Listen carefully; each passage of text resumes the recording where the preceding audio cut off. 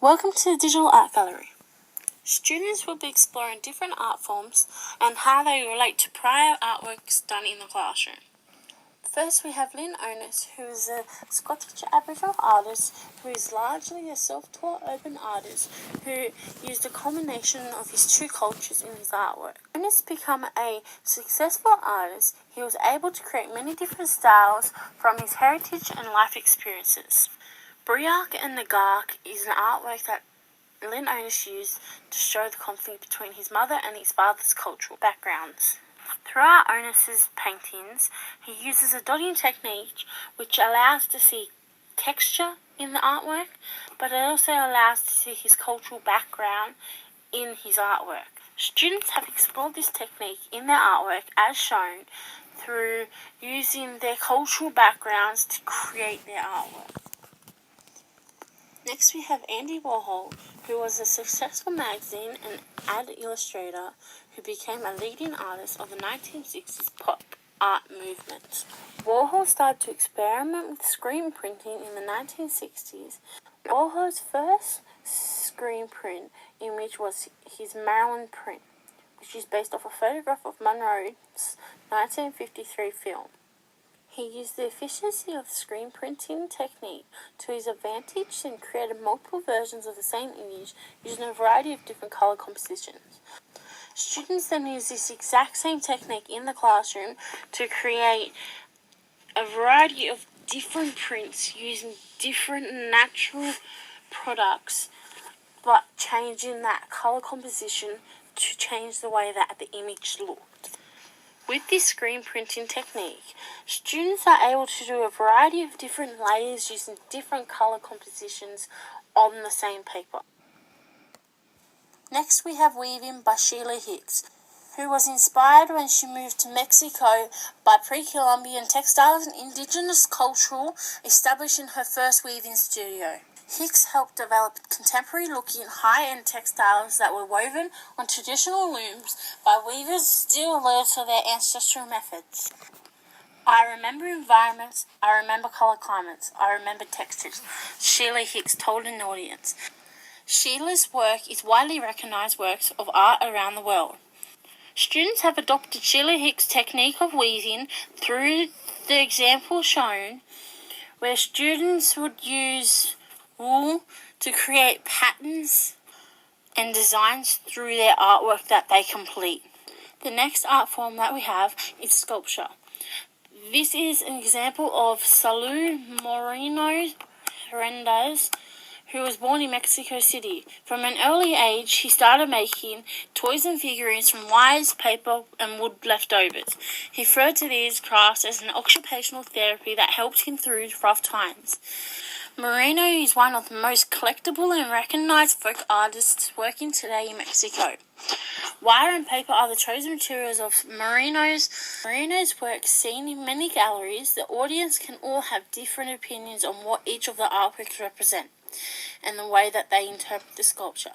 Throughout Moreno's life, he has many different experiences that he was able to use while constructing his work. Throughout students' work, they are able to use a variety of different materials from around the household and paper to create their own papier-mâché sculptures. This allowed students to be able to see how art can be created from many different materials. Next we have Maria Martinez, who was taught the ancient traditions of making pottery from her aunt. Martinez had a long process of experimentations to successfully create her black-on-black pottery styles. Maria's intention is for her audiences to see the process and design of ancient traditions and making pottery that she had learned from her aunt.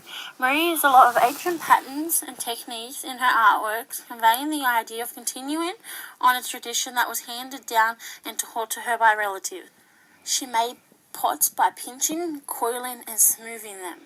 Students have used this technique of pinch potting to create their own individual designs, creating a range of different styles of pinch pots, from the animal in the example through to just simple designed pots.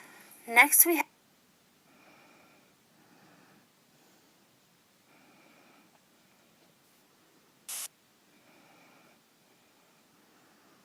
Have Vincent van Gogh, who drew thousands of images to bed his skills and to fulfill leisure time.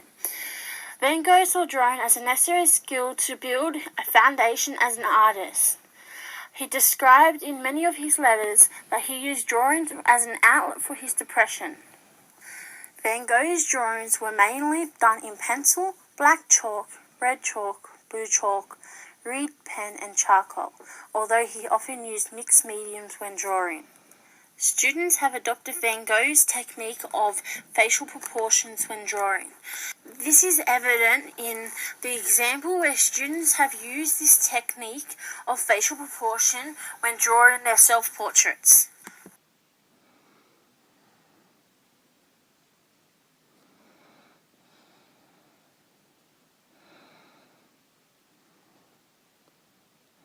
The final form of art we have is photography. Students can use photography in many different ways. This is evident through the use of iPads in the classroom.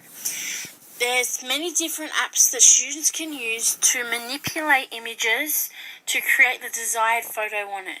These can be used to convey messages or simply manipulate the photo to create many different effects.